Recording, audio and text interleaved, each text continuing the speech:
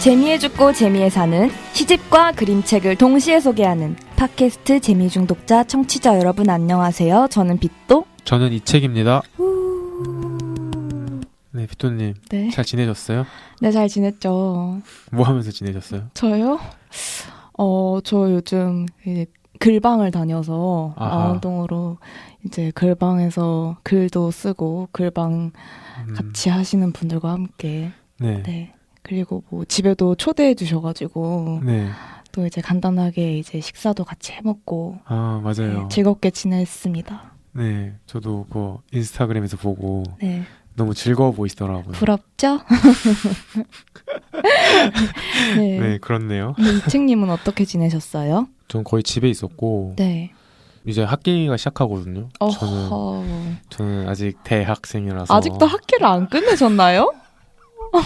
할 말이 없네요. 네. 그래서 게으름뱅이 대학생이어서 이제 학기가 시작한다는 거에 두려움을 떨면서 집에서 학기 준비를 하고 있었습니다. 네, 좋습니다. 혹시 네. 평소에 네. 술을 즐겨 드시나요? 갑자기 술이요? 네, 술이요. 그럼 이책님께 먼저 묻겠습니다. 네. 술 좋아하시나요? 저요? 네. 저는 술을 사실 잘 안 먹어요.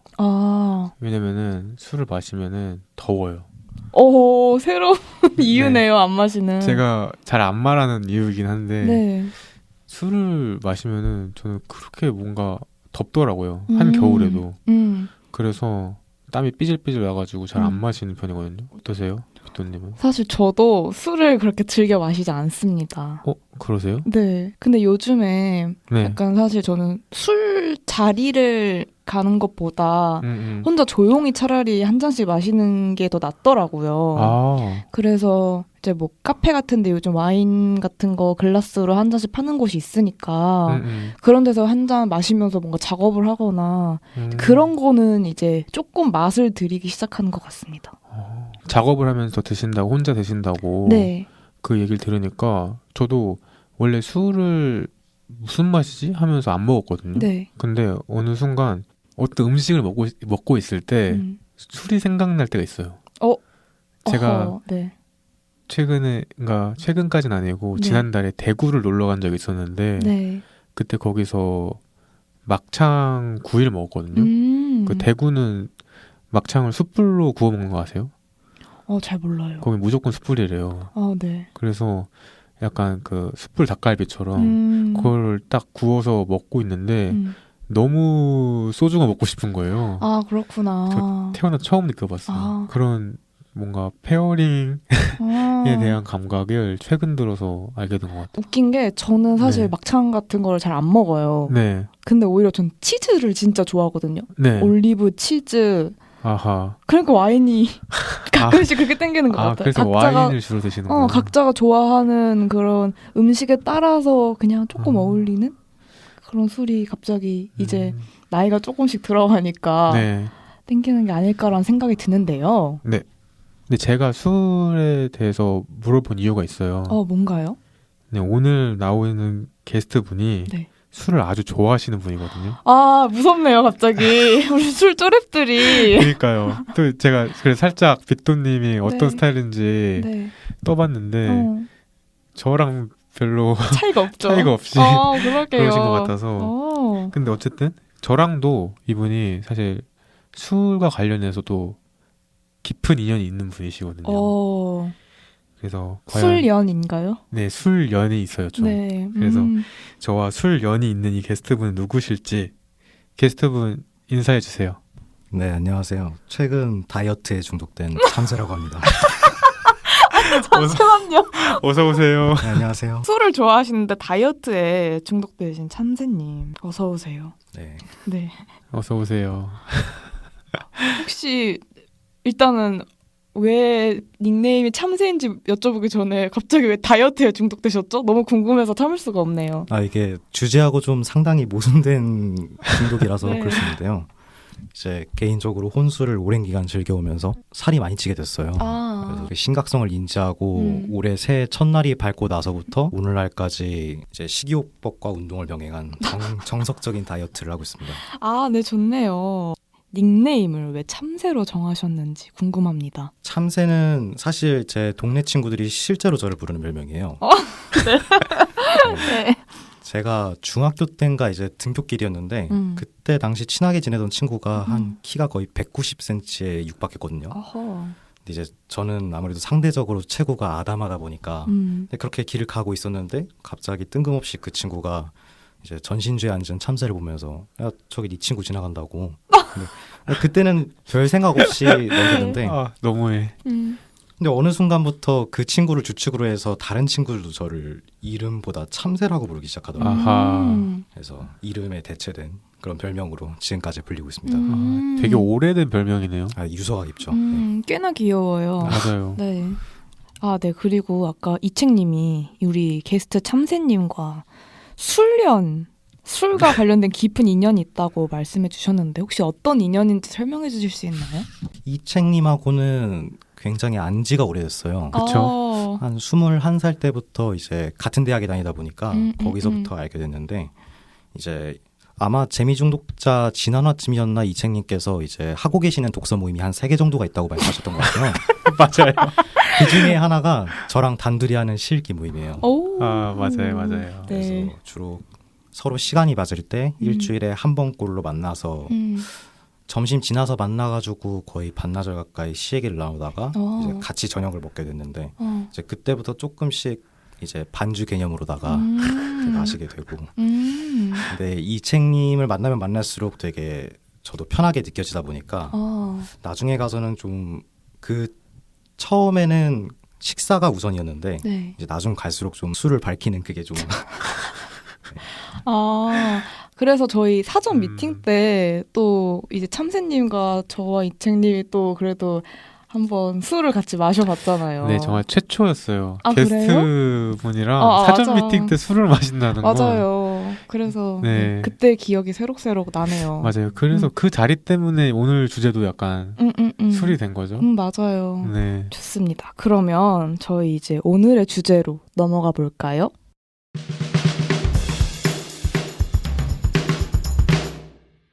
여러분은 다이어트의 재미에 중독된 참새님과 함께하는 재미중독자 8회를 듣고 계십니다.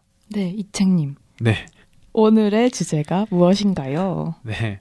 오늘의 주제는 술꾼 도시 시인들입니다. 오, 되게 주제가 아주 요즘 유행. 그렇죠. 기시감이 들죠. 네, 그렇죠. 이번 주 주제는 이책님이 정하셨는데 이렇게 정하신 이유가 있으신가요? 네, 먼저 또 최근에 술꾼 도시 여자들이라는 드라마가 되게 핫했었잖아요. 혹시 보셨나요? 네, 저 봤고 저희 어머니도 아주 좋아하십니다. 저희도 그 핫함에 편승해보고자 네. 이런 주제를 일단 정하게 됐고요. 네. 그리고 이 술꾼, 도시, 시인 이 세 가지 키워드가 다 연관이 있어서 저희가 실제로 도시에 살고 있고 만날 때마다 술을 마시고 시를 쓰는 사람이기 때문에 이렇게 제목을 정해서 주제를 가져가면 재밌겠다 싶어서 이번에는 제가 제안을 하게 됐죠. 그러면 약간 오늘 저의 스탠스는 이 술꾼 도시 시인들을 바라보는 1인으로 유지해야 할 것 같습니다. 네, 그리고 참새님께서 아까 술 좋아하신다고 하셨는데 혹시 어떤 주종을 특히 좋아하시는지 그리고 어떨 때 주로 술을 드시는지 말씀해 주실 수 있나요?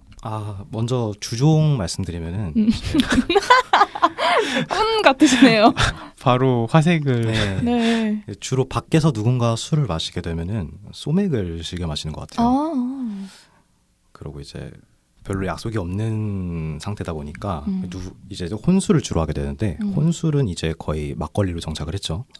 질문을 드리고 싶은 게 본인만의 술론이 있으신지, 그러니까 어떤 술에는 무엇을 먹어야 되고 그리고 어떤 술은 얼마만큼 먹어야 되고 뭐 이런 식의 술에 대한 이론이 있으신지 궁금해요.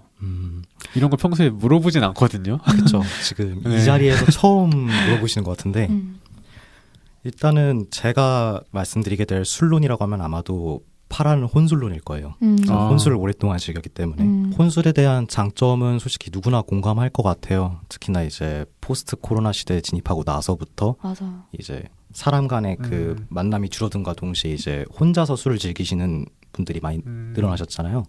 실제로 이제 편의점만 가도 이제 혼술족들을 위한 맞춤 안주 같은 것도 많이 출시가 됐었고, 제가 선두주자까지는 아니지만 그래도 오랫동안 이제 혼술을 즐기면서 나름의 데이터베이스가 많이 쌓였죠. DB가 쌓이셨군요. 네. 차곡차곡 쌓였습니다. 네네네. 이제 처음에는 편의점에서 이제 4캔을 한 묶음으로 해서 10,000원에 파는 이제 세계 맥주를 즐겨 마셨어요. 그래서 딱 그 4캔을 다 마시고 나면은 적당한 정도의 취기와 함께 이제 편하게 잠이 들 수 있었거든요. 근데 그때까지만 해도 그냥 평범하게 그냥 취기에 조용히 젖어서 그냥 그렇게 끝나고 말았는데 이제 자주 즐기다 보니까 나만의 노하우랄지 방식이 새롭게 덧입혀지는 게 느껴졌어요. 그 중에 하나가 자기가 혼자 혼술을 하게 될 때 나름의 스토리텔링을 한번 기입해보는 거예요. 스스로에게. 진짜 엄청나다. 네. 아 그렇군요. 네. 어떤 스토리텔링이요? 아주 이제 단적인 예시를 들자면은 그 혹시 두 분은 편의점 안주 중에 그 네. 되게 오래된 안주긴 한데 그 족발 아시나요? 네, 족발 알죠? 근데 뼈족발이요. 뼈족발이요? 저는 그걸 몰라요. 그 코너 아예 그냥 그 코너 안 가서. 비토님은 그냥 그 코너 자체를 그냥 지나가죠, 빨리. 그냥 네. 빨리 지나가는 코너군요. 흥미롭네요. 네. 뼈족발 파는군요, 편의점에. 네. 요즘에는 그 편의점 족발 메뉴 자체도 실제 우리가 가게에 가서 먹는 족발처럼 슬라이스가 돼서 그냥 그대로 데피기만 하면 살코기만 먹을 수 있도록 이제 패키징된 게 많은데 옛날부터 계속 지금까지 있어온 그 뼈족발이 있어요. 실질적으로 그 뼈의 비중이 더 크고 살코기 양이 좀 상대적으로 적어서 요즘같이 되게 다양한 안주가 나오는 시점에서는 다들 좀 가성비가 안 좋다고들 말씀하시는 그런 안주인데 그 뼈족발이 되게 유서가 깊다 보니까, 그리고 제가 개인적으로 그런 맛을 좋아해요. 일단 기본적으로 가성비가 안 좋다는 거는 살코기 비중이 적다는 거긴 한데 그만큼 칼로리가 낮고요. 아하. 약간 뼈치킨. 네, 네. 아 그렇군요. 네, 그래서 이제 그 뼈족발로 한 팩에 한 10,000원 정도가 하거든요. 이제 그거를 가지고 술을 마신다라고 했을 때 이제 여기서부터 본론이 나오죠. 스토리텔링을 시작하는 거예요. 시기는 한 월드컵이 한창이었던 2002년 정도가 좋을 것 같아요. 이제 네. 그때 당시에 이제 술을 마시는 저는 그 일일 노동자 김씨인 거예요. 진짜 네. 미칠 것 같아요. 네. 네, 그런데요. 이제 하루 내 고된 노동을 마치고 집으로 가기에는 다음날 작업이 남아 있어서 이제 본가를 못 가고 네. 어쩔 수 없이 이제 그 월드컵을 한창 들뜬 축제 분위기 속에서 근처 허름한 여관방을 잡아서 이제 그냥 들어가려고 하는데, 들어가기 전에 이제 근처 편의점에서 그 방금 앞서 말씀드린 그 뼈족발과 이제 카스 2캔, 그리고 그때 당시에는 그 카스 패키징이 은색이었어요. 디테일하네요. 카스 2캔과 참이슬 1병 이렇게 싸들고 이제 비닐봉지에 부시럭거리는 소리를 내면서 야식구리한 조명에 여관방에 딱 들어가면은 이제 잠시 한숨을 쉬다가 세팅을 해놓고 그 뼈족발 특유의 완전 쫀득쫀득하고 말캉말캉한 그거를 살점을 물어 뜯은 다음에 그다음 딱 한 잔 마시게 되는 그 비율 상관없이 러프하게 마른 그 소맥의 맛. 그 분위기까지 마시는 거군요. 네, 이거는 혼술의 장점 중 하나는 자기가 원하는 대로 분위기를 커스터마이징 할 수 있다는 점이 있다고 생각해요. 이걸 이제 혼자 상상하시면서 드시는 거죠? 네, 그렇죠. 아니 갑자기 생각난 건데 예전에 인터넷 그 돌아다니다 커뮤니티에 어떤 분이 코코볼을 너무 맛있게 먹고 싶어서 나는 개다 생각하고 개밥조를 콕콕콕 먹었는데 옆에 개가 쳐다봤다는, 그것도 스토리텔링이잖아요. 어떻게 보면 이 코코볼 맛있게 뭔가 한번 퍽 찍어 먹어보겠다.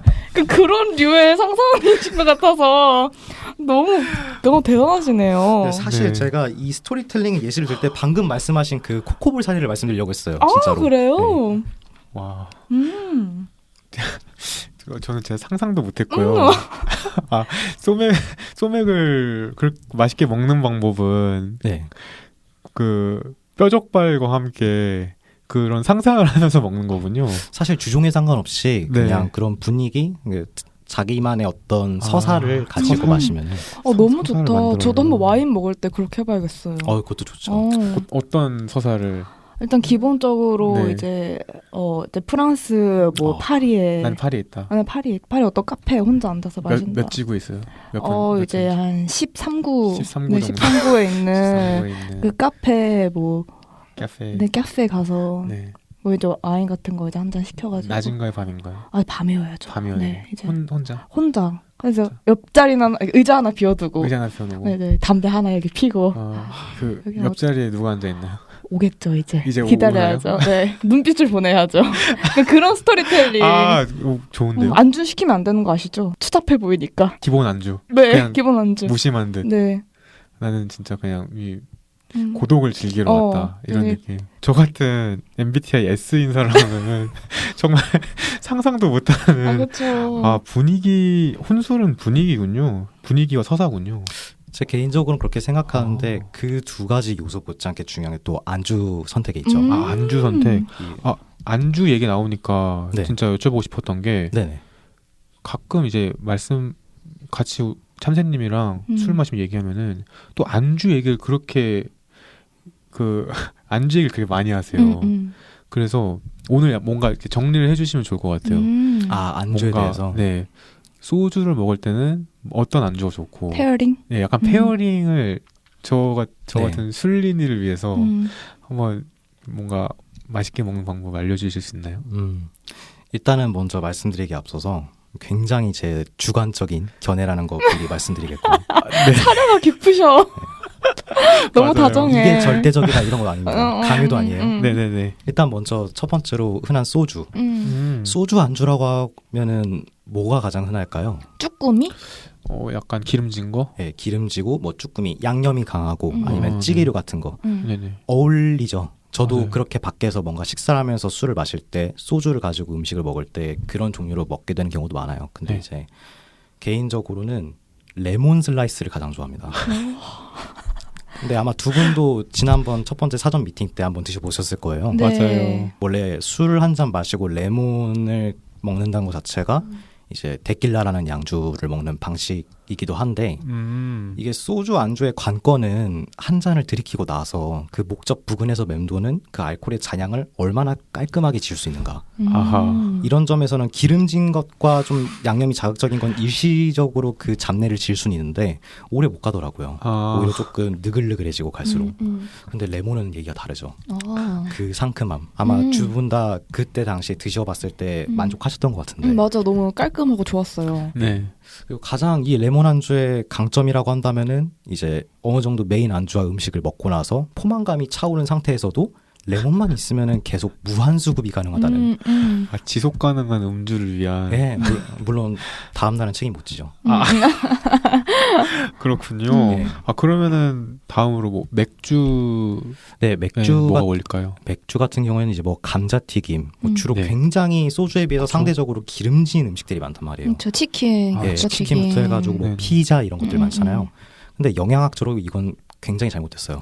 그런가요? 탄수화물이니까. 네, 그리고 기름지기도 하고 많이. 그런데요? 혈중 콜레스테롤 농도가 그냥 우랄 산맥 마냥 높아지거든요. 이건 안 돼요. 네, 그럼 어떻게 해야 되죠? 네, 여기서 제가 내린 결론은 견과류예요. 견과류? 너무 좋네요. 사실 어느 호프집이나 맥주집을 갈 때 심심치 않게 기본 안주로 나오기도 하잖아요. 근데 그 견과류도 종류가 보면 되게 많잖아요. 일단 그쵸? 땅콩은 안 돼요. 땅콩 칼로리 높아요. 칼로리도 높고. 네. 다이어트 아주 역시. 지금 아까 뼈적발부터. 세심하게 생각하신다는 게 느껴지네. 다 의도가 돼 있어요. 네, 그럼 이제 땅콩은 칼로리가 높고. 그래서 제가 그 중에서 이것저것 다양한 견과류를 접해봤는데 제 개인적으로 좋았던 거는 일단 캐슈넛. 적당히 부드러우면서 적당히 단맛이 있고 고소하고. 그리고 두 번째로는 피스타치오. 저 진짜 좋아해요, 피스타치오. 피스타치오 메모. 근데 이거 안 돼요. 소금 절여져 있는 거 안 돼요. 그게 뭐죠? 그 견과류를 편의점에서 안주 같은데 캔 같은데 넣어서 파는 것 같은 경우에는 미리 염지를 해놔요. 아몬드 같은 것도 소금 결정들이 붙어 있어가지고 굉장히 짜거든요. 그렇구나. 원래 짠 줄 알았어요. 아니에요. 아몬드는 다 이게 염지하는 거구나. 지금 제가 말씀을 들어보니까 빗돈님께서 굉장히 견과류 잘 알리시네요. 저 진짜 좋아하거든요. 완전 좋아해요. 맞아요. 견과류만 먹고 살 수 있어요. 닉네임도 빛나는 도토리잖아요. 맞아요. 네, 진짜 좋아합니다.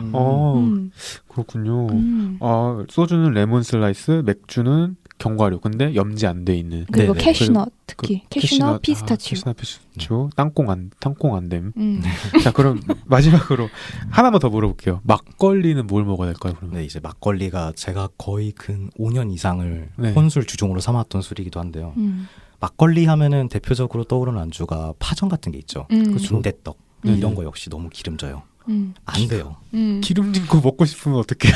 드셔도 돼요. 그래요? 네, 근데 약간 추천은 기름지지 않은 걸 추천한다. 네, 맞아요. 또 다이어트에 중독돼 계시니까. 그렇죠. 그게 결부되어 있기 때문에. 그래서 이제 막걸리 안주, 저도 물론 처음에는 이제 파전이나 뭐 빈대떡이나 기름진 안주들부터 시작해가지고 다양하게 먹어봤는데요. 최종적으로 내려진 단 하나의 안주가 있다면 그건 방울토마토예요. 방울토마토요? 처음 들어보셨나요? 너무 충격적이에요, 지금 모든 게. 약간 저랑 너무 좋네요. 나중에 술 마시러 한번 가겠습니다. 네. 와, 방울토마토. 근데 생각해보니까 방울토마토에 어울린다는 걸 예전에 한번 말씀하신 적이 있어요. 그런데 저는 그때도 그렇고 지금도 그렇고 이런 말씀을 하시는 분을 본 적이 없거든요. 막걸리에 방울토마토? 프레시한 거 좋아하시네. 네, 제 개인적인 취향이 프레시한 걸 선호하기도 하고 이제 막걸리로 혼술을 한다 그러면은 주로 이제 편의점에서 쉽게 찾아볼 수 있는 장수 막걸리 기준으로 설명을 드리는 건데요. 장수 막걸리 특징이 그 시큼함이 있어요. 포천 이동 막걸리는 처음부터 끝까지 달기만 하거든요. 근데 요즘에는 뭐 알밤 막걸리라고 해서 되게 완전 달달하기만 한 막걸리가 새로 이제 많이 개발이 되는데 근본에 해당되는 그 장수 막걸리는 시큼한 맛이 있어요. 그럼 이제 여기서도 그 소주 안주를 골랐을 때 그 판단 기준하고도 비슷하죠. 얼마나 그 막걸리 뒷맛으로 남는 시큼함을 지원할 수 있는가. 그게 이제 처음에는 과일류부터 시작을 하다가 여러 가지 뭐 과일 채소류들을 여러 가지 접해보긴 했는데 그 중에서도 방울토마토가 물론 우선적으로 칼로리 면에서도 굉장히 좋고 그리고 이제 토마토 같은 거 드실 때 설탕 뿌려 드시는 분들도 심심치 않게 계세요. 그쵸. 안 돼요. 괜히 찔리네요. 그러니까 커다란 토마토를 썰어서 먹는 경우에는 그렇게 설탕을 치는 게 오히려 더 나을 수 있는데 한 입 크기로 쏙 들어가는 정도의 방울토마토는 있는 그대로의 그 프레시함, 그렇죠. 어떤 농가에서 땀을 흘리신 농부들의 그런 고단함과 함께 그 감사함을 되새기면서 그래서 그렇게 먹고 나면은 실질적으로 조금 과음을 하게 되더라도 곁들인 안주가 그런 채소, 과채류 그 중에서도 토마토라면은 다음날 걱정도 없고 그렇게 뭐 다이어트를 하고 계시는 분들이라면은 요요 현상 같은 것도 좀 걱정을 될 수 있겠죠. 되게 좋네요. 그리고 또 말씀하신 이런 견과류나 토마토나 레몬 같은 것들 또 비건 실천하시는 분들께서도 쉽게 드실 수 있는 그런 안주여서 일석이조인데요. 그러니까요. 칼로리도 작고 완전 꿀팁이에요. 대단하신데 역시 뭔가 그 내공이 느껴져요. 너무 좋아요. 같이 술 마시고 싶은 부류입니다. 다행이네요. 네. 그리고 또 술을 마시시는 것만큼 시쓰기도 좋아하시잖아요. 네네. 혹시 술을 마시시면서 시를 써보신 경험이 있으신지? 네, 물론 있죠. 그것도 한 20대 초반? 21살 때쯤에 이제 제가 이책님을 알게 되기 전이었을 거예요. 이제 그때는 뭔지 모르게 예술가라면은 이제 취기에 젖어 정신이 없을 때 쓴 그런 작품들로 승부를 봐야 된다. 그러니까 이런 말도 안 되는 겉멋에 도취되어 있어가지고. 그렇죠. 그래서 한창 이제 취기가 올라서 만취 상태가 될 때 이제 한글 파일을 켜가지고 뭐 생각나는 아무런 말이나 치고 그리고 다음날에 일어나서 그걸 봐요. 이제 수치심이 들면서도 그렇죠. 이제 그래도 이것도 어찌 보면 하나의 그런 예술이 될 수 있겠구나라고 자기 합리를 하다가 이제 이책님과 알게 되고 이제 함께 독서 모임을 가지고 서로 쓴 시를 합평하고 그렇게 배워나가는 과정에서 이제 뭔가 진지하게 예술을 하기 위해서는 최소한 맨정신은 기본 디폴트로 가져가야겠구나를 배웠던 것 같아요. 저도 그게 좀 더 멋있는 것 같아요. 뭔가 술을 마시고 시를 쓰는 것보다 굳이 그럴 필요 없이 의존해서 쓰는 것보다 그쵸. 그리고 이거는 그냥 개인적으로 여쭤보고 싶은 건데 네네. 또 이제 참새님께서 피아노 전공이시잖아요. 맞아요. 근데 갑자기 왜 그런 시를 쓰시게 된 건가요? 원래는 제가 고등학교 입시 시즌까지만 해도 클래식 피아노를 전공했어요. 근데 아시는 분들은 아시겠지만 클래식 피아노가 그 등용문까지 다 다르게 굉장히 코스가 빡세요. 완전 엘리트 코스라고 할 수 있을 만큼 어느 정도 재정적으로나 이제 재능적으로나 갖춰져야 되는 부분이 굉장히 많고. 근데 저는 늦게 시작했는데도 이제 첩첩산중으로 이제 뭔가 재능과 더불어서 여러 가지 환경적 요건이 그렇게 좋지가 않아서 그래서 일단 대학은 가야겠다는 생각이 굉장히 강하게 들었어요. 그래서 지금 학교에 어떻게 단기간에 벼락치기로 열심히 노력을 해서 운 좋게 들어오게 되었는데 그러고 나서부터 이제 학부 커리큘럼 과정을 이제 이수받는 과정에서 너무 괴리감이 느껴진 거죠. 제가 지금 전공하고 있는 거는 재즈 피아노거든요. 근데 클래식과 재즈는 너무나도 그게 명확하게 다르기 때문에 원래 좋아했던 클래식 음악을 배울 수 없고 단지 대학을 가야 된다는 그 일념 하나만으로 여기에 와서 생전 즐겨 듣지 않았던 재즈를 강제로 들어가면서 이거를 해야 된다는 그 자체가 너무 부조리하게 느껴졌어요. 사실 제 선택이었음에도 불구하고. 그럴 수 있죠. 이제 그 답답한 심정을 조금씩 일기나 에세이 비스무리하게 혼자 핸드폰 메모장에 남기던 것이 이제 점차 그게 어느 정도 시의 형식을 띠게 되었고 그거를 자각하고 나서부터는 이제 그러면은 한번 시라는 것도 한번 해볼까? 라는 생각이 들었죠. 완전 시인이시네요. 정말. 좋습니다. 그러면 이제 우리 또 두 시인분들과 함께 술꾼 도시 시인들이라는 주제로 메인 코너인 책냄새 킁킁으로 넘어가 볼까요? 책냄새 킁킁.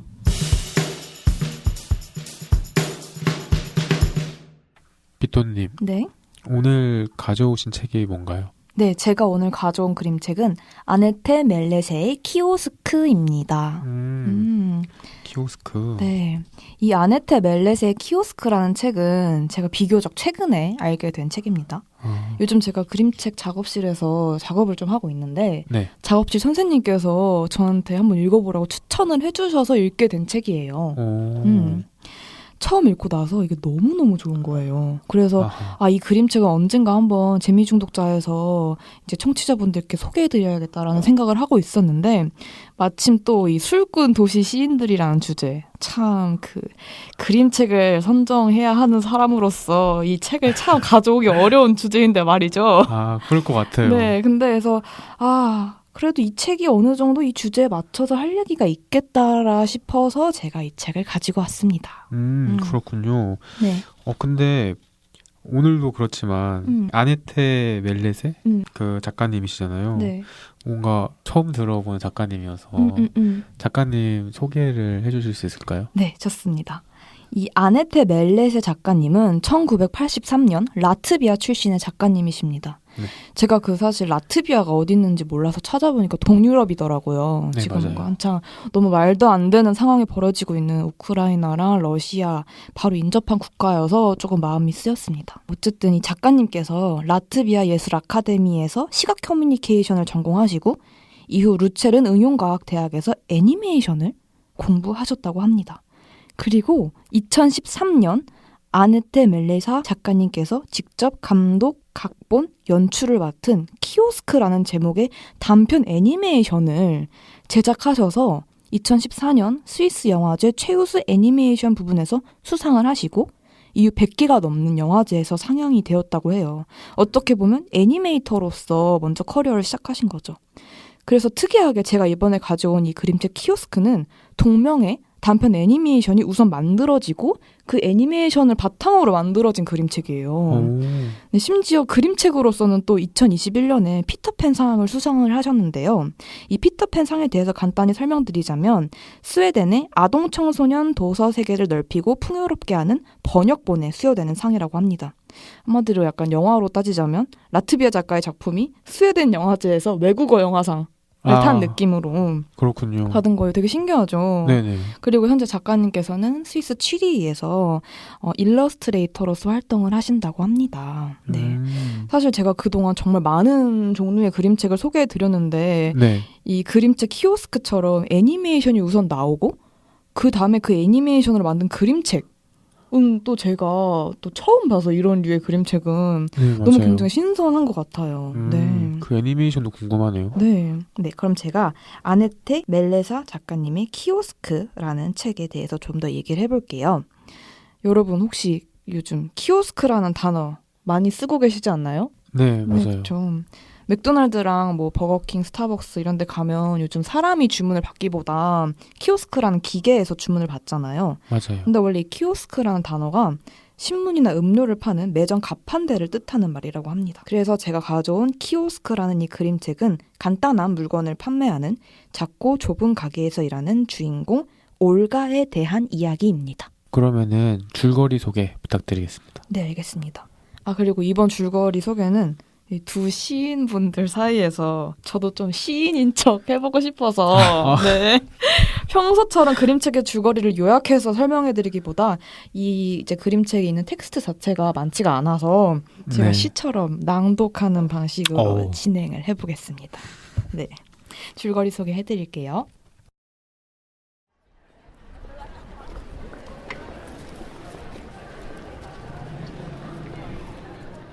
올가는 신문이나 잡지, 복권을 파는 아주 작은 가판대 키오스크를 오랫동안 지켜왔어요.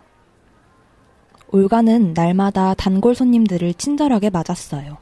손님들이 뭘 사려고 하는지 말하지 않아도 이미 알고 있었답니다. 강아지를 데리고 다니는 신사는 조간신문을 삽니다. 항상 제 꼬리를 잡으려 빙빙 도는 희한한 강아지예요.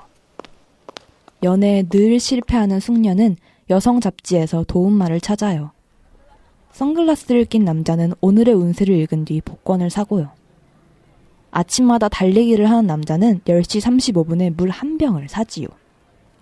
앙앙 우는 아기는 막대사탕 하나면 울음을 뚝 그친다는 걸 올가는 이미 알지요. 아기는 올가가 그걸 안다는 걸 알고요.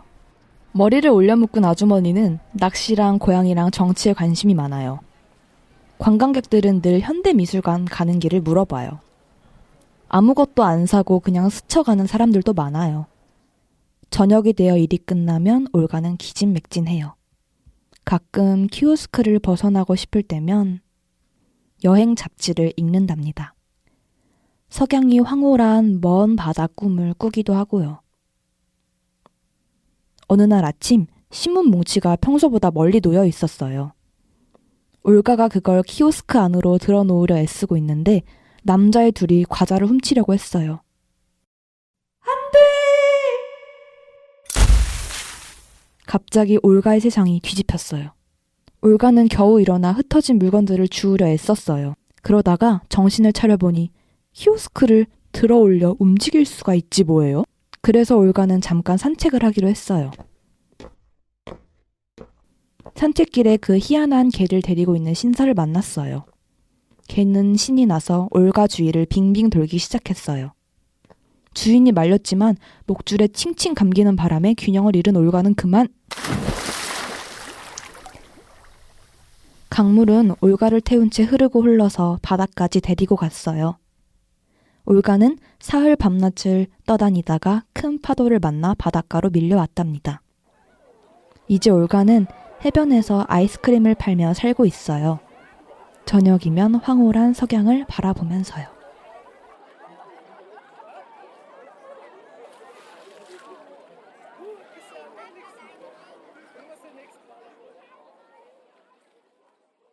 와우. 네. 오늘 줄거리 소개는 뭔가 더 신경 쓰신 것 같은 느낌이 들어요, 확실히. 그래? 그냥 낭독한 것 뿐인데요. 네. 그래도 뭔가 은율감을 살리셨네요. 네, 감사합니다. 네. 네, 그러면은 이 책을 선정하신 이유가 있을까요? 네. 사실 이 그림책은 한마디로 복잡한 도시의 키오스크 안에 갇혀서 여유 없이 살던 올가가 비로소 자신이 원하던 여유로운 삶도 찾고 꿈도 이룬 이야기잖아요.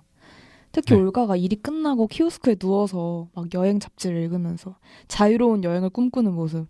저는 이게 뭔가 도시에서 복잡하고 반복된 일을 하고 집에 돌아와서 자기가 좋아하는 이제 술도 한 잔씩 하면서 자신의 소망과 꿈에 취해서 잠이 드는 약간 우리네 삶을 그대로 빼다 박았다라는 생각이 들어서 이 그림책을 선정하게 되었습니다. 그렇군요. 네, 참새님과 이책님은 이 책 어떻게 읽으셨나요?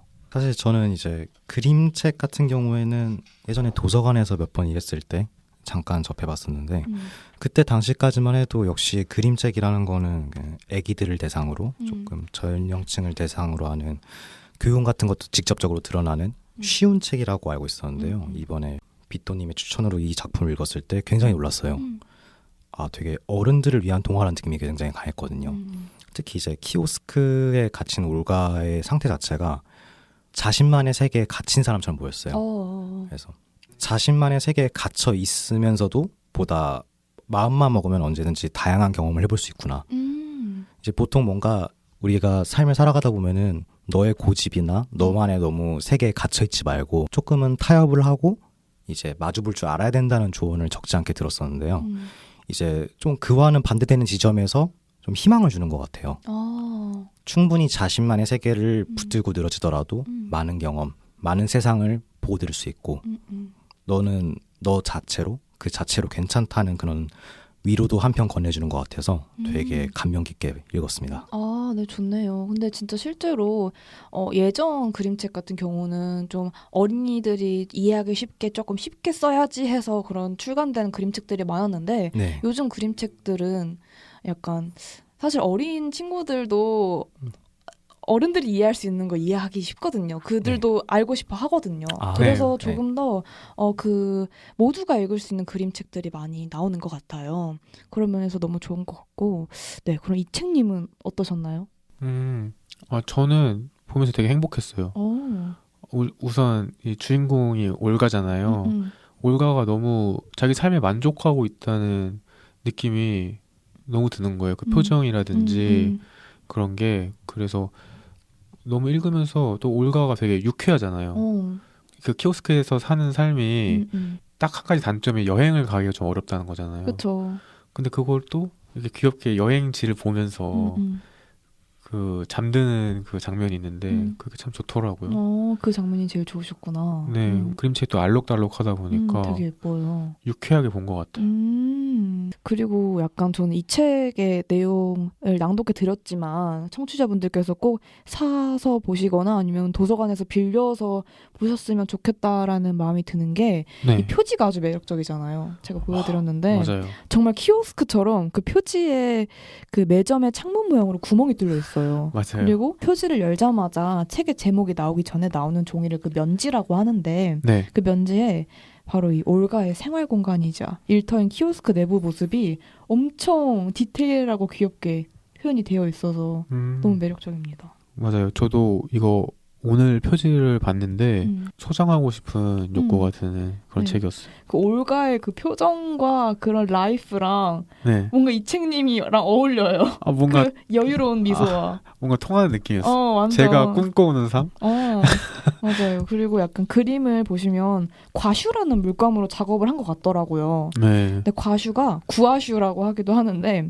이 수채화 물감이랑 아크릴 물감 사이 정도에 있는 질감의 재료거든요. 근데 저도 요즘 이 과슈로 작업을 하고 있는데 그렇군요. 이 과슈가 약간 수채화보다는 조금 무겁고 유화보다는 좀 윤기가 없고 선명한 느낌이 들어서 이 책도 되게 느낌이 있죠. 뭔가 중후한 느낌이 들면서 귀엽기도 하고. 맞아요.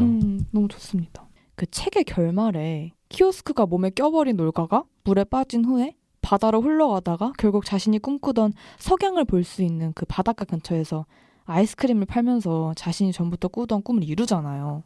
혹시 참새님이랑 이책님께서도 아예 안 되겠지 싶으면서도 올가처럼 뭔가 퇴근 후에 술 한잔 하면서 꿈꾸게 되는, 물론 이루어질 수도 있지만 그래도 약간 말도 안 되는 그런 소망 같은 거 가지고 계신지, 있으면 무엇인지 여쭤보고 싶습니다. 저는 한 작년쯤에 이제 친구들, 지금까지도 알고 지낸 이제 동네 친구들 중에서도 계속 연락도 자주 주고받는 친구들 몇몇이 있는데요. 이제 저를 제외한 그 친구들은 이제 다 직장에 다니고 있는데 이제 언제 한번 같이 차를 타고 돌아다니다가 그 얘기가 나왔었어요. 언젠간 기회가 되고 시간도 되고 하면은 같이 가게를 운영하자고. 그래서 그 가게가 무엇이냐 하면은 낮에는 카페 겸 이제 사진 스튜디오를 운영하고. 사진 스튜디오? 네, 그 친구 중 한 명이 이제 그 촬영 전공을 했거든요. 어머나. 와우. 멋있다. 네, 그래서 사진 스튜디오 겸 카페를 운영하고, 심지어 그 친구는 투썸플레이스 점장도 했었거든요. 그렇군요. 카페 잘 알시겠네요. 네, 전반적으로 그 두 가지 요소가 경력직인 거예요. 그렇네요. 그래서 이제 밤이 되면은 이제 제가 좋아하는 술을 팔면서 그리고 가게 한 구석에 피아노를 놓고 오 마이 갓, 너무 좋아. 이제 간간히 이제 조금 분위기나 시간이 되면 이제 제가 재즈를 연주하는. 와. 어딘가요? 하시면 안 돼요? 네. 진짜 가고 싶네요, 벌써. 그러니까요. 열심히 계획 중에 있습니다. 죽순이 하고 싶네요, 거기. 뭔가 그런 영화 라라랜드에 그런 술집이 나오잖아요. 맞아. 뭔가 그런 게 떠올랐어요, 방금. 네, 그래서 이제 원래는 제가 피아노를 처음 시작한 게 클래식이었기 때문에 피아노 연주 자체를 어떤 경쟁의 도구 요소로서 먼저 많이 배웠어요. 그렇죠. 그렇기 때문에 그 피아노를 연주한다는 것 자체를 순수하게 즐기게 된지는 저도 사실 얼마 되진 않았어요. 그렇군요. 이제 올해 다이어트를 시작하면서 이제 좀 정신적으로 건강한 삶이 깃들기 시작하면서 이제 좀 그간 좀 게을러졌었던 피아노 연습도 다시 열심히 하게 됐고 근데 또 하다 보니까 좀 손도 그럭저럭 돌아가는 것 같기도 하고 그래서 이대로 잘만 하면은 나중에 방금 앞서 말씀드린 그런 꿈을 이룰 수 있을지도 라는 생각까지 들게 된 거죠. 너무 멋있다. 피아노 치는 남자 멋있잖아요. 그렇죠. 근데 여기서 제가 말씀드리고 싶은 게 비토님이 그런 얘기를 하셔서 그런데 네. 당연히 저도 처음에 완전 처음에 피아노 시작할 때는 그 의도가 그거였어요. 그래도 꼬시려고. 원래 그렇죠. 그렇군요.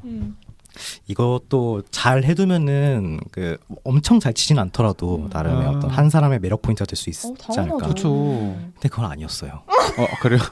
그러니까 반전이네. 그러니까 다른 외적인 요소로 대화를 나누다가 이제 누군가와 연인이 되고 나서 그 다음에 이제 제가 뭔가 피아노를 연주하고 있다라고 하면은 그게 이제 좋게 받아들인 적은 많았는데 이제 먼저 단지 이제 피아노를 칠 줄 안다는 것 자체만으로도 뭔가 그걸로 호감이 먼저 형성된 적은 없었던 것 같아요. 에이, 아직 살 날이 창창하신데 맞아요. 단정하지 마세요. 그것도 몰라요. 언젠가 쓰일지도 몰라요. 쓰일지도 언젠가. 그러게요. 네. 이층님은 그런 경험 있으신가요? 뭐 피아노로 꼬시는 경험이요? 아니 죄송합니다. 경험이 아니라 그런 상상 해보신 적 있으신가요? 근데 제가 진짜 느끼는 게 제가 상상력이 부족한가 봐요. MBTI S 드셔서 확실히. 근데 제가 어떻게 이렇게 됐는지 모르겠는데 뭔가 아까도 이런 현실을 벗어나서 좀 그런 원대한 꿈 같은 게 있었냐라고 했을 때 진짜 생각이 안 나는 것 같아요. 저는 그런 거보다 그냥 뭔가 혼자 어떤 오피스텔 같은 데서 오후 한 4시에서 5시 사이에 혹은 5시, 6시 사이일 수도 있어요. 뭔가 해가 살짝 지고 있을 때 되게 평온하게 거기 앉아서 커피를 마신다든지 차를 마신다든지 그러면서 제가 읽고 싶은 책을 읽거나 뭔가 하고 싶은 일을 조용히 하고 있는 그런 미래가 저한테는 되게 중요한 미래인 것 같다는 상상을 합니다, 평소에. 좋네요. 네. 뭐 거창하지 않아요. 그런 게 다 중요한 거죠. 뭔가 다른 건 떠오르지 않지만 그게 저한테 좀 중요한 것 같아요. 너무 그런 좋네요. 그림이. 네. 아니 근데 이건 약간 좀 TMI이긴 한데 제가 최근에 중학교 때인가 제가 티스토리라는 블로그에 좀 글을 쓴 적이 있었어요. 네, 거기에 알죠. 그때 한창 뭐가 막 상상하고 이런 거에 빠져가지고 나는 20 몇 살에 뭐뭐 한다 이렇게 제가 한 100개를 적어놨더라고요. 100개나? 근데 최근에 발견해서 근데 저 소름 돋았어요. 이런 것들이 있더라고요.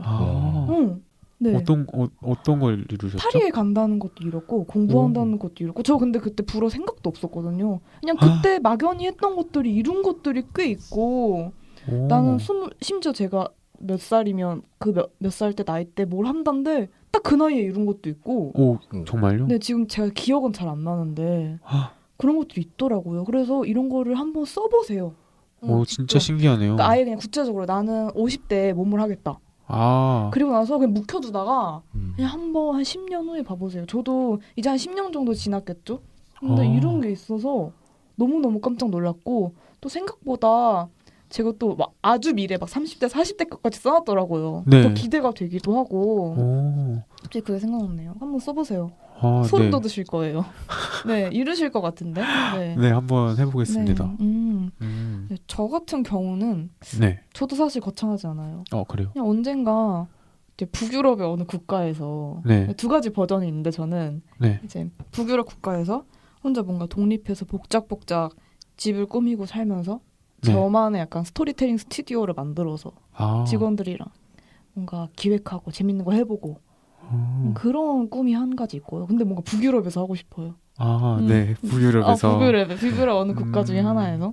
그리고 버전 2. 네. 발리 같은 핫한 곳에서 또 비키니 입고 서핑을 낮에 즐기다가 저녁에는 혼자 작업하고. 또 그런 발칙한 꿈이 있으시네요. 발칙하죠? 네.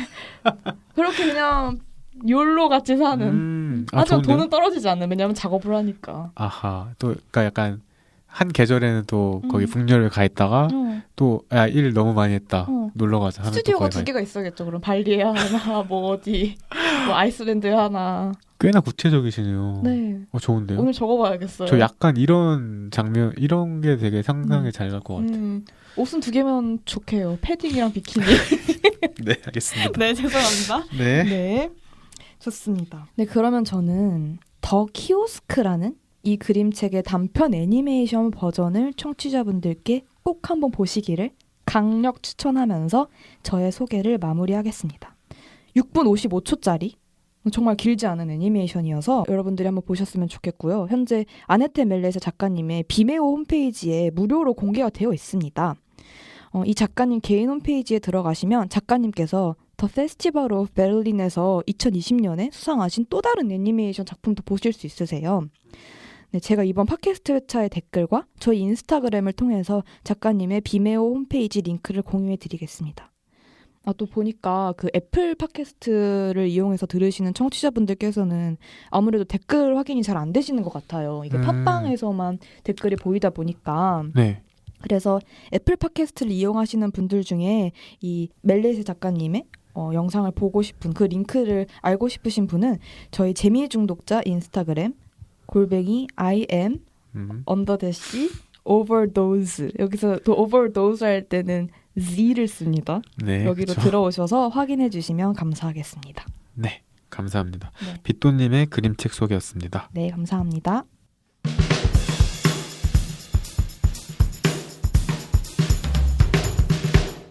네, 이책님. 오늘 가져오신 시집은 무슨 시집인가요?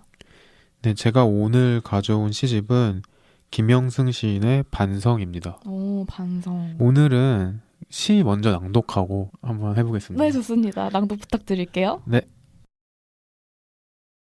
반성 20일 김영승. 친구들이 나한테 모두 한마디씩 했다. 너는 이제 폐인이라고. 규영이가 말했다. 너는 바보가 되었다고. 준행이가 말했다. 내 얘길 누가 믿을 수 있느냐고. 현이가 말했다. 넌 다시 할 수 있다고. 승기가 말했다.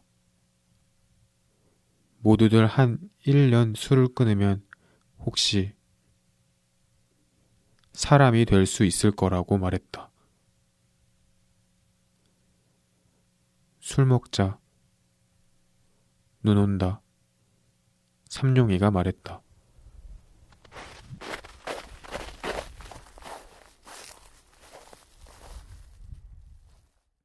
네, 어떠셨나요, 두 분? 와, 진짜 약간 최초로 이렇게 강렬하고 짧은 시를 가지고 오셨네요. 네, 제일 짧을 것 같아요. 저는 개인적으로 상당히 마음에 들었어요. 아, 그러신가요? 술 먹자. 네. 눈 온다. 맞아요. 그것 때문에 갖고 왔거든요. 근데 술 먹자. 네. 비 온다. 이것도 되고. 네. 술 먹자. 해진다. 이것도 되고 약간. 그쵸. 그런데 술 먹자. 눈 온다. 그러니까 또 다른 느낌인 것 같아요. 네. 빗도님 어떠셨어요? 저는 이 시를 이렇게 보면 네. 나중에 갈수록 약간 그 연의 행 구분이 조금 이상하잖아요. 그렇죠. 그래서 제가 좀 살려서 읽었어요. 네, 그래서 저 약간 술 마시면서 쓰셨나? 약간 딱 봐도 이거 술 마시면서 쓴 것 같은데 라는 생각이 드는 시였습니다. 약간 그런 걸 의도하셨을 수도 있겠네요. 네. 참새님은요? 여기 시 중간에 보면은 네. 모두들 한 1년 술을 끊으면 혹시 사람이 될 수 있을 거라고 말했다라는 대목이 나오잖아요. 네. 제가 마지막으로 사람이었던 때가 언제였는지 좀 까마득해서. 아, 왜 그러세요? 제가 이 시를 가져온 이유를 말해보자면 이 시는 술이 나오는 시 중에서 제가 가장 좋아하는 시 중 하나예요. 네, 그래서 시 내용을 보면은 여러 친구들이 술꾼인 화자에게 한마디씩 이렇게 말을 하는 내용이잖아요. 근데 친구들이 다 다른 말을 하죠. 그 말들의 나열이 이 시의 전부이긴 한데 그런 담백한 리듬과 구체적인 친구의 이름이 나오는 거 그런 나열이 주는 낯설음이 좋았던 것 같아요. 이 김영승 시인이라는 분은 어떤 분이신가요? 아, 김영승 시인님은 되게 오래 활동하신 시인님이세요. 1986년에 개간 세계문학 가을호에 반성서외 3편을 발표하시면서 활동하신 활동을 시작하신 시인님이신데요. 오늘 가져온 이 반성이라는 시집을 1987년도에 첫 시집으로 내셨어요. 네. 그리고 그 뒤에도 차에 실려가는 차, 취객의 꿈, 아름다운 페인, 권태, 화창, 흐린 날 미사일 등 다수의 시집을 내셨고요. 특히 이 첫 시집 반성은 2007년 민음사에서 개정판을 출간하면서 아직까지도 꾸준히 읽히고 있는 스테디셀러가 되었죠. 이 시는 좀 되게 담백한 편이지만 김영승 시인의 시들 읽으면 좀 되게 뭔가 뒤틀려 있고 약간 외설적인 부분도 있고요. 네, 또 자조, 야유, 탄식의 태도가 시 편편에 쉽게 나온다고 하더라고요. 그럼 이번에 가져오신 시가 반성 21인데 네. 이 반성 시집에 반성 1, 2, 3 쭉 나열되어 있나요? 아니면 이 가지고 오신 시의 제목만 반성 21인 건가요? 아, 시집을 막상 보시면 제일 처음에 반성서라고 하면서 이분은 이제 서시 같은 게 나와요. 그 뒤로 반성 21, 뭐 반성 6 이런 식으로 숫자가 무작위적으로 나와요. 아, 그것도 술 마신 거 같네? 네, 약간 왜 숫자를 섞어놓는지 모르겠지만 그런 식으로 이 시집을 펼치면 전부 다 제목이 반성이거든요. 오, 좋다. 네, 그래서 뭔가 반성하고 싶을 때 한 번씩 펼쳐보시면 될 것 같아요. 되게 시들 전반적으로 짧거든요. 근데 짧아서 되게 빨리빨리 읽을 수 있어요. 빨리빨리 읽다가 딱 하나씩 이렇게 걸리는 시들이 있더라고요. 그래서 고독을 즐기고 싶을 때 아까 참신님이 말씀하셨을 때 네.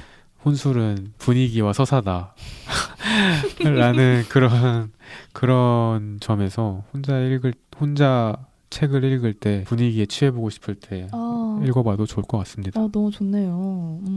그래서 오늘은 짧은 시를 가져왔는데요. 이런 짧은 시는 짧은 대로 그 나름의 리듬이 도드라지는 것 같아요. 그래서 이런 고유의 리듬을 따라 읽다 보면은 여러 번 읽게 되는 짧은 시의 매력처럼 소중한 관계도 있는 그대로 읽어주시면 좋을 것 같다는 생각이 들어요. 저는 이 시를 읽으면서 이게 뭔가 참새님과의 관계가 좀 생각이 났거든요. 저희 아까 이 마지막에 술 먹자 눈 온다가 참새님이 저한테 하는 듯한 그런 느낌이 들었었어요. 그래서 적절한 음주를 하면서 이런 낭만을 즐기는 삶을 가져보아요. 네, 좋아요. 네. 좋습니다. 네, 지금까지 이책님의 시집 소개였습니다. 감사합니다. 네, 지금까지 술꾼 도시 시인들이라는 주제로 참새님과 함께 재미중독자 방송해봤는데요. 참새님 어떠셨어요? 역시 생각한 만큼 긴장이 되게 많이 돼가지고 긴장 하나도 안 하신 것 같은데. 네. 말씀드린 것과는 좀 다르게 굉장히 긴장을 많이 했었는데 두 분께서 되게 분위기를 편하게 잘 이완시켜 주셔서 이제 저도 편하게 이것저것 말할 수 있었던 것 같습니다. 아니 오늘 앞에 이제 인트로 부분을 설명해 주신 네. 이제 술 무엇이랑 먹으면 좋을까 다이어트까지 하면서 이런 것들도 말씀해 주시고 이런저런 이제 참새님께서 가지고 계신 가치관들을 말씀해 주셔서 저희도 너무너무 좋은 시간이었고요. 네. 그럼 이제 참새님을 보내드리면서 2주 뒤에 재미중독자 9화에서 다시 뵙겠습니다.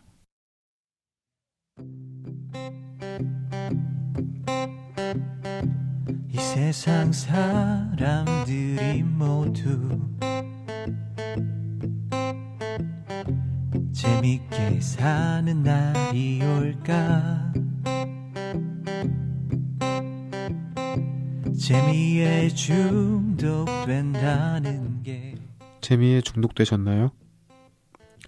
한국의 모든 사람들이 시와 그림책의 재미에 중독되는 그날까지 재미 중독자는 계속되지 않습니다.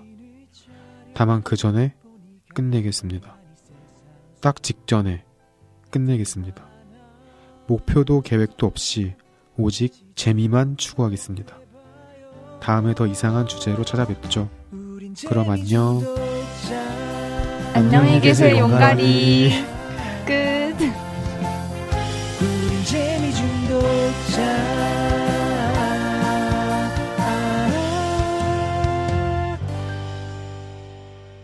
재미에 죽고 재미에 사는 재미 중독자입니다.